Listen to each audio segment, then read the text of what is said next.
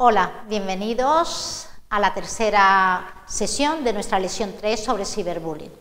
En nuestra sesión vamos a ver intervención desde la familia, intervención desde el centro escolar, protocolos de atención al ciberbullying y algunos recursos muy útiles en el momento en que buscamos ya no solo documentación, que hay muchísima información en la red, sino recursos, personas, asociaciones que pueden brindarnos algún tipo de apoyo en caso de querer hacer alguna intervención.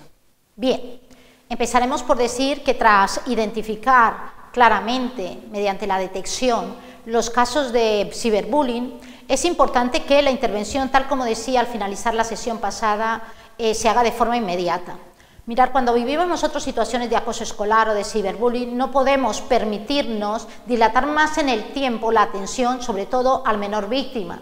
Por supuesto que al menor agresor tampoco, pero la víctima está viviendo una forma extrema de violencia que normalmente, si no es intervenida a tiempo, tiene unas consecuencias devastadoras en la autoestima, en la autoeficacia, en el desarrollo social, en el desarrollo escolar de ese menor.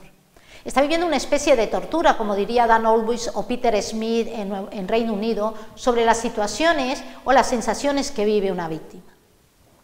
Entonces, en caso de que se confirme esta situación, es muy importante que las familias y el centro escolar entiendan que la intervención es conjunta. Cuando estamos formando menores en edad escolar, la intervención tiene que pasar tanto por el contexto social, familia nuclear, familia extensa, grupo de amigos externo y el centro escolar. No podemos seguir funcionando como islas, de manera aislada, causando a la víctima la sensación de que nadie se involucra o se compromete en el desarrollo y el bienestar del mismo. Para los padres hay que tener en cuenta ciertas situaciones. Por ejemplo, si el menor informa a la familia de que está viviendo una situación de acoso escolar o de ciberbullying, es muy importante que los padres sepan tomar esta información con la mayor serenidad que puedan manejarla. La víctima está siendo vulnerada, ha perdido el control de la situación, necesita ayuda y lo último que necesita son padres que pierdan los nervios o profesores que actúen de manera indiferente. Bien, como decía, si los padres tienen la información de que el menor está recibiendo mensajes, llamadas o está siendo víctima de ciberbullying en chats, en redes sociales, es muy importante que maneje los siguientes consejos con sus hijos. Primero, debe indicar al menor que no debe entrar a contestar los mensajes que recibe, porque sobre esto la jurisprudencia indica claramente que si el menor entra en esa dinámica de víctima-agresión, la situación de acoso cambia en cuanto a la responsabilidad de los hechos. Por lo tanto, deben indicar al menor que no debe contestar los mensajes, ya que con ello entra en el juego del acosador y se convierte a su vez en una víctima propiciatoria, con lo cual no debe entrar, aunque tenga la sensación de que debe defenderse. La familia debe transmitirle al menor la sensación de que esto es transitorio y que, por supuesto, esto no va a continuar. Pero es importante que la familia transmita al menor que debe guardar la prueba de la agresión, los mensajes, hacer capturas de pantalla de lo que ha ocurrido en ese chat, por si el agresor borrase ese chat, borrase las conversaciones, etc. Debe intentar tener un rastro de lo que ha ocurrido. No tiene por qué leerlo, porque sabemos que esos mensajes causan daño en la intimidad del menor. Pero debe entender que es una prueba importante sobre el hostigamiento del que está siendo objeto. Es importante registrar, dejar escrito esa forma de incidente, esa forma de situaciones, y esto es muy útil, esto tanto para padres como para los profesores. El profesor debe registrar, se observa en el centro escolar también, este tipo de situaciones, mediante parte de incidencia del comportamiento de los menores. Pero es importante que se transmita, además de guardar la evidencia, la tranquilidad de que esto es transitorio, que va a terminar y que, por supuesto, puede salir de allí, pero no lo puede hacer solo. No lo puede hacer solo porque justamente el acoso y el ciberbullying se mantienen en el silencio de quienes conocen la situación. 3. Cuando tiene ya el menor esa información, debe bloquear al remitente, debe demostrar que el menor efectivamente no quiere tener contacto con esa persona, debe haber un movimiento de la voluntad donde él ha evitado esto. Esto normalmente lo hacen las víctimas, Normalmente evitan y bloquean a estos usuarios que nuevamente se conectan con otro nuevo alias y vuelven a intimidar.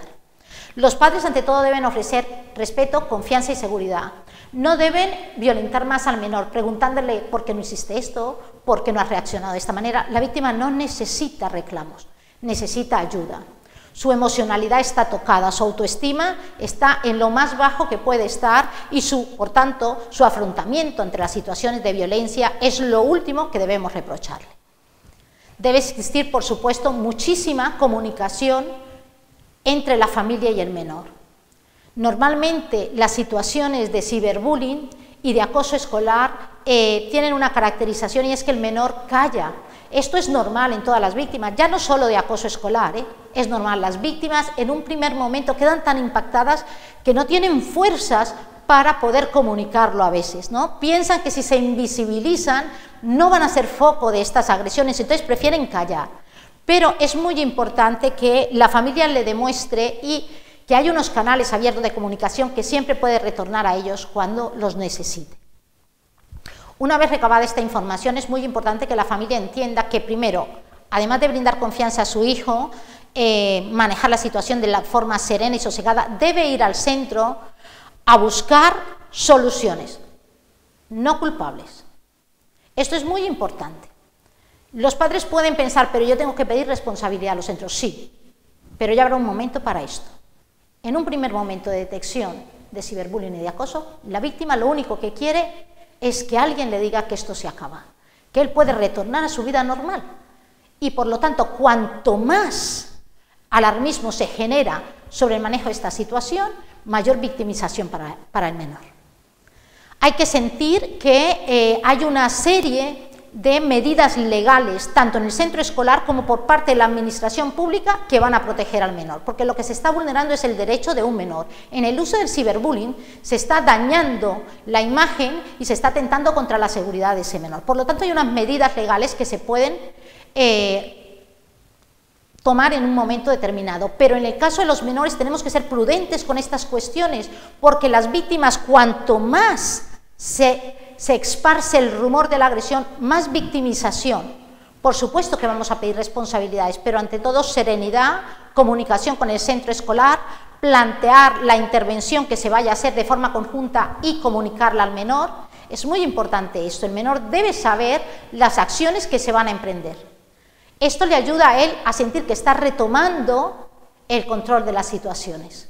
Por lo tanto, yo le pido siempre a los padres, vamos al centro, pedimos responsabilidades, pero pedimos ante todo soluciones que vamos a desarrollar de forma conjunta y en las cuales, dentro de las cuales vamos a contar con el menor.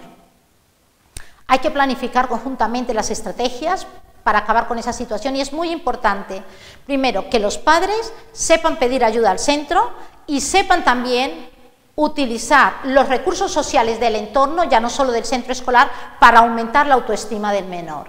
Este menor tiene que ser vinculado a nuevas redes sociales, no virtuales. La virtualización vendrá cuando ya más adelante él esté de nuevo en condiciones de sentirse que quiere establecer nuevamente ese contacto. Pero en el instante en que hay una situación de ciberbullying, hay que aumentarle el entorno social offline, hay que mantener el refuerzo social positivo sobre ese menor, ayudándole a encontrar las fortalezas personales que le ayudan a enfrentar este tipo de situaciones. Por parte del centro escolar hay que poner en marcha inmediatamente un protocolo de atención a la víctima y, por supuesto, también al agresor, aunque son dos formas de atención totalmente diferentes, como veremos a continuación. Primero, hay que hablar con la víctima.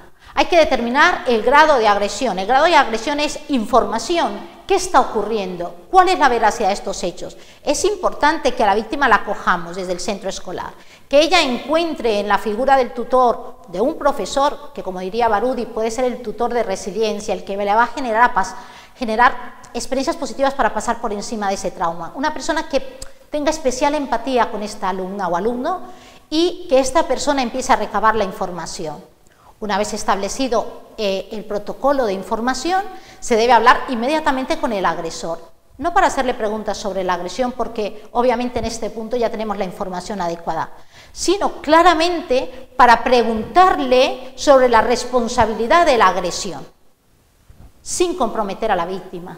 En los casos de acoso y de ciberbullying no enfrentamos nunca a víctimas con agresores, no hacemos mediación escolar, porque hay un desequilibrio de poder. En la mediación escolar, las dos personas deben sentirse en igualdad de condiciones. En los casos de acoso, la víctima no tiene esa percepción.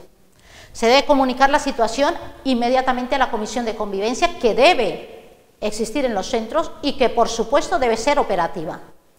La comisión de convivencia, por supuesto, debe poner en práctica inmediatamente el protocolo de atención a casos de acoso escolar e inmediatamente indicar el plan de acción tutorial que se va a seguir con los alumnos del grupo clase. Mira, las situaciones de ciberbullying se rompen, tanto del acoso y del ciberbullying, pero para el caso que me ocupa hablo del ciberbullying, se rompen cuando utilizamos el impacto de la clase, cuando el grupo clase demuestra el repudio hacia este tipo de conductas, porque es justamente en la sensación de líder del grupo que se mantiene el agresor. Por tanto, debe ser inmediatamente retomado mediante tutoría estos temas, por supuesto guardando la privacidad de la víctima, respetando el sentimiento de la misma y sin sobreexponer ni humillar tampoco al agresor, porque debemos mantener la autoridad moral para corregirle. Bien, en la intervención en el centro escolar, a su vez, se debe poner en marcha el funcionamiento de todos los recursos para atender tanto a la víctima como al agresor. A la víctima, por supuesto, hay que insertarla en un programa de refuerzo social, de reforzamiento de habilidades sociales y de formas de afrontamiento, a través de que, ya no solamente de una atención individualizada, sino a través de actividades en las cuales destaque en algunas de las cualidades que tiene este menor. Por ejemplo, que es muy bueno para la música, pues reforzarlo en actividades que tengan que ver con música, donde él destaque frente al grupo clase y pueda establecer nuevas experiencias, nuevas historias que le hagan sobrepasar por este trago tan amargo, ¿no? Bien, a continuación, inmediatamente que se está trabajando las tutorías, se debe poner en marcha el protocolo con la administración pública, por ejemplo, avisar a las unidades de atención a los casos de violencia escolar, poner en marcha el comité disciplinario sobre estas cuestiones y cómo se va a sancionar esta agresión en el centro, utilizar el reglamento de régimen interior de los centros, donde claramente debe establecerse que una falta muy grave, según el reglamento de convivencia, debe ser sancionada de esta manera o cual manera, pero siempre y cuando esa forma que decida el centro escolar de sanción debe ser una medida correctora para el agresor. Recordar que en la intervención en los centros buscamos, primero, el final de las agresiones, la restitución de la posición de equilibrio social y emocional de la víctima y, sobre todo, aplicar una sanción correctora en la que el agresor aprenda que es totalmente inaceptable la violencia y que, por supuesto, debe reconducir su conducta, con la ayuda, por supuesto, de la familia y del centro escolar. Por supuesto, toda esta intervención debe ir de la mano de las familias, tanto de la víctima como del agresor. Entonces, me permito hacer un recorrido por los pasos que se debería dar en el protocolo de atención. Primero, se recaba la información de diferentes fuentes, recordar siempre, no enfrentamos ni a agresor ni a víctima, no lo sometemos a mediación escolar cuando estamos hablando de ciberbullying o de acoso, porque no hay un equilibrio de poder. 2.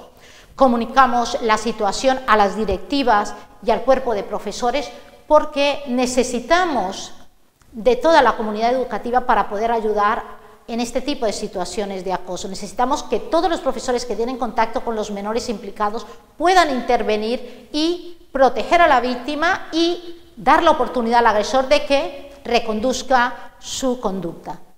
2. Además de este 2, podemos ir al plan de acción tutorial, empezar acciones de grupo clase. Por supuesto, inmediatamente la familia del agresor debe ser informada del comportamiento de su hijo, al igual que la familia de la víctima, para buscar las medidas de atención conjunta en los dos casos.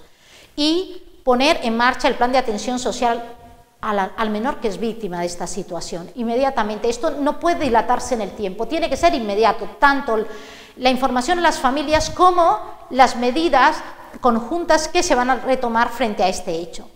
A su vez, se da paso a la información de la Comisión de Convivencia, quien es quien abre el expediente, gestiona las cuestiones que tienen que ver con la administración educativa y establece las medidas o las sanciones que va a recibir el agresor por su parte.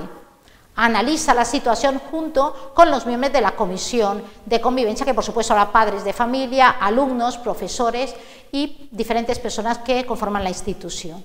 Y finalmente una reunión con todos los implicados, sin enfrentar por supuesto, siempre lo digo, al agresor y a la víctima.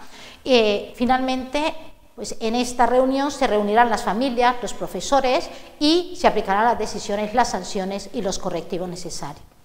Es muy importante que sepamos que todo este protocolo debe estar acompañado en el tiempo, a largo plazo, de un proceso de seguimiento a través de las aulas de convivencia, para evitar que vuelva a aparecer el acoso y el ciberbullying entre los escolares implicados. Finalmente, me gustaría decir que una intervención temprana del acoso escolar o del ciberbullying pasa por hacer la prevención, ver los indicadores que los alumnos nos están mostrando a nivel actitudinal, acabar con el anonimato del agresor a través del impacto que el mismo grupo de compañeros puede hacer sobre esa conducta del agresor y sobre la que él se refuerza. Conviene impulsar en los centros escolares la formación en las familias, sobre todo en cómo prevenir el ciberbullying, cómo los padres tienen una competencia parental en la supervisión del uso de las nuevas tecnologías en los menores, porque muchas de las situaciones de acoso escolar o de ciberbullying tienen que ver con la dejación de funciones, tanto de las familias como de los profesores. Os invito a que reflexionemos sobre esto y que echemos mano de los recursos tecnológicos, físicos, personales y sociales que nos brindan hoy en día los grandes investigadores, las grandes prácticas educativas, las buenas prácticas realizadas en el aula y que finalmente pueden ayudarnos a abordar este tema, sobre todo con eficacia. Muchas gracias y espero que haya sido útil este tema.